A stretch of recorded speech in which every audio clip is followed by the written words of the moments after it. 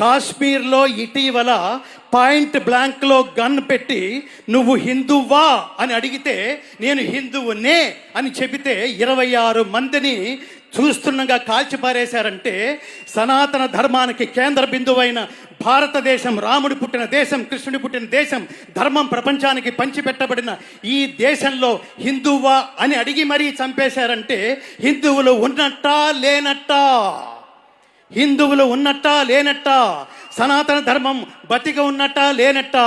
ఈ ప్రశ్నలకి సమాధానమే మనలో ఉన్న సనాతన ధర్మాన్ని, సనాతన ధర్మ తత్వాన్ని జాగృతం చేయడం కోసమే మన మధ్యలోకి తీసుకొస్తున్న ఈ త్రిమూర్తులు బాలకృష్ణ గారు, అలాగే ఈ చిత్ర దర్శకులు బోయపాటి శ్రీను గారు, ఆచంట నిర్మాతలు, ఈ త్రిమూర్తులు వీటికి ఒక సోల్ లాంటి తమన్ గారు.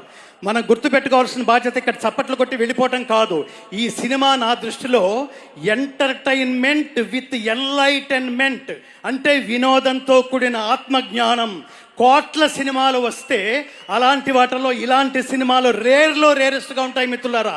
దీన్ని అర్థం చేసుకోవడానికి ప్రయత్నిద్దాం, ఈ సినిమా తత్వాన్ని దీన్ని ఆచరించడానికి ప్రయత్నిద్దాం. భగవద్గీత అంటే మతం కాదు, నా చేత అది పాడించారు. భగవద్గీత అంటే మతం కాదు, జ్ఞానం. భగవద్గీత అంటే జీవన గీత, మరణ గీత కాదు. భగవద్గీత అంటే ఉన్నత వ్యక్తిత్వ వికాస బోధనం, ఉత్తమ జీవన విధాన మార్గం. గీత నేర్చుకుంటే రాత మార్చుకున్నట్టే. అది ఈ సినిమా సారాంశం.